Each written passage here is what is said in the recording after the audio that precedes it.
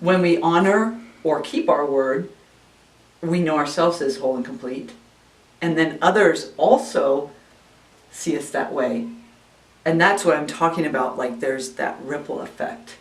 So when you're that way in your life and people experience you that way, that's inspiring. And that's why I say gruff golden. Right? Do you get this? The gruff golden. You know what I'm saying? Yes. Because when you say yes, people know you really mean yes. And you say no, and there's no question about it, right? Pretty It's much. not like, well, maybe here and there and everywhere, and don't try and pin me down. No. That's power. There's power in being authentic like that. There is. There really is. And it's hard to, I think sometimes people would confuse that with being intimidated. Yes. But that's not really the case. Because I can't tell you how many times that my descriptor has been intimidating. And it's because of exactly that. You know, when I say something, I mean it. And I don't just say it just to say it. Right. So it's more, the more apt description is authentic. Which most people don't. Is real. And Yes. and that is, that's why we talk about the Goodness Forum. I talk about extraordinary people doing extraordinary good, right? Because we all have the capacity to keep and honor, to know ourselves as our word. We all have that capacity. And I think that people don't realize the power that they have. That the power of their word is the power of their life. Yeah. That's a very good way of putting it. I don't think I could have put it that eloquently. Yeah. So what? Because you put your word to things, and then it happens, right? I mean, there's the putting your, being honest and being straight with people, but there's also the word you give to yourself towards your life, and the word of creation. Like the promises you make to yourself. Because the way I see it, my word is my promise. Yeah. Yes, I'm going to be there. I'm going to be there. No. Right? But then there's the word and the promise we make to ourselves. So what are the things that you're up to in life right now that people can kind of hear? The promises that you make to yourself, or that you've created something. There's a couple things. Yeah. One that I get to share with Carol pretty much on a daily basis. We go to the gym every day. We do. And I've set a lot of goals for myself. When I moved back from Hawaii, I needed to make some life changes. And so one of those was to get back into shape. And I really mean, Hawaii was great, and then not so great for physical appearances. So when I got back, it was like, gotta hit the gym. And what did I do? I actually did. Got a membership, got a personal trainer, literally dragged my butt into the gym for a while. Mm-hmm. It takes a solid month to create that kind of a lifestyle. More than that, actually. I would say close to 2 months. But every single day after work, you said you were gonna do it, go do it. And I did. Every day, occasionally, literally every single day, 7 days a week, Right. in the gym, making those changes. And the results have been outstanding. Yeah. Right. I can tracking them from day one to almost a year later. Tremendous. Right. And I stuck to it, and it's been great.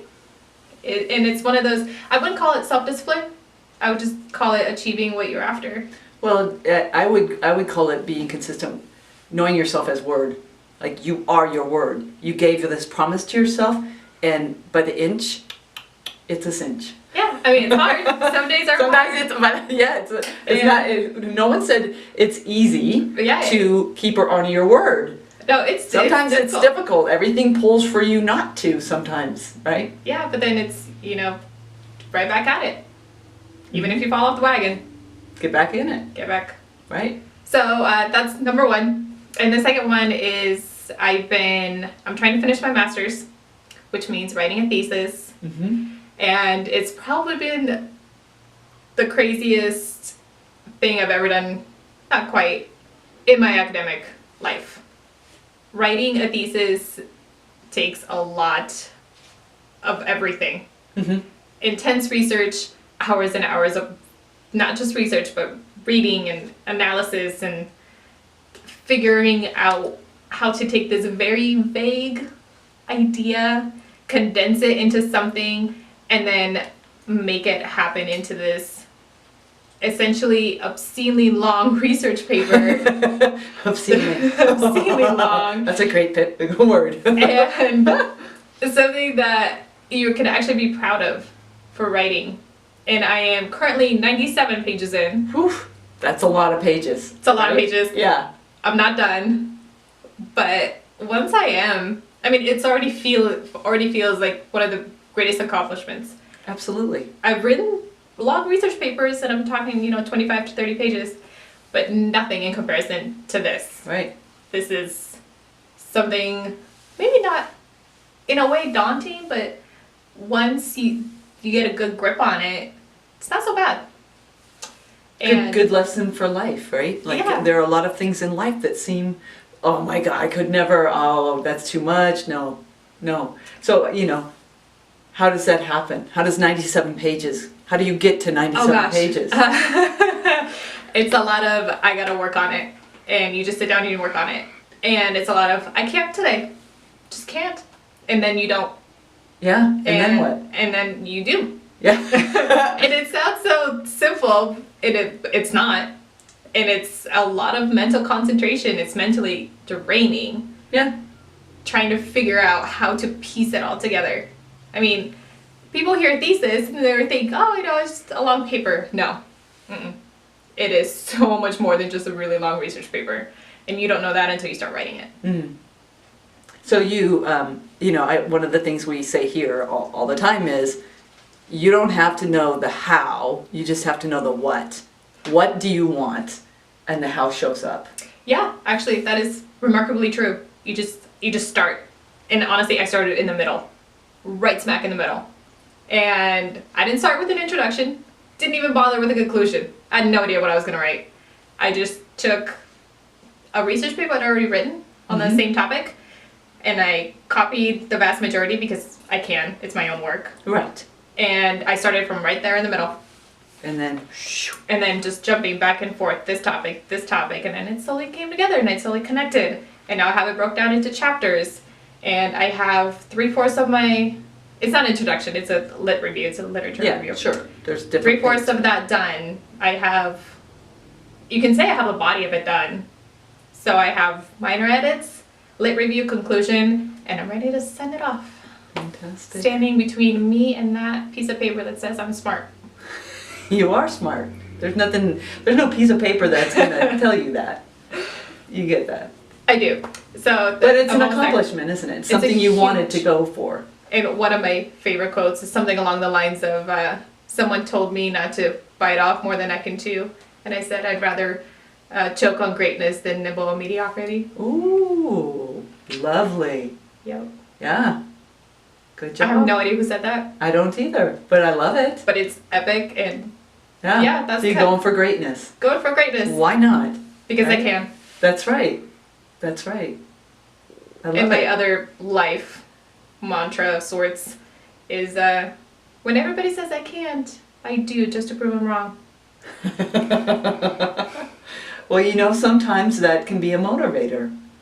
It right? can be. Yeah. It can be. Again, you don't have to know how. No, just really. You know the what.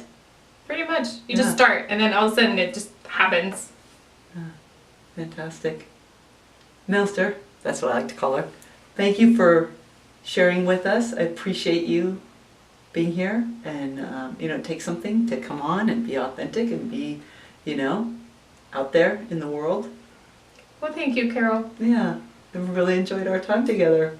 Me too. And I know that our audience has gotten a new take on some, no means no, and being your word. No really means no. Really, you're right. Yeah, it does. Don't be afraid to say it. It's my favorite word. Use it all the time. Well, thank you. Thanks, Carol. Yeah. Well, thank you for joining us.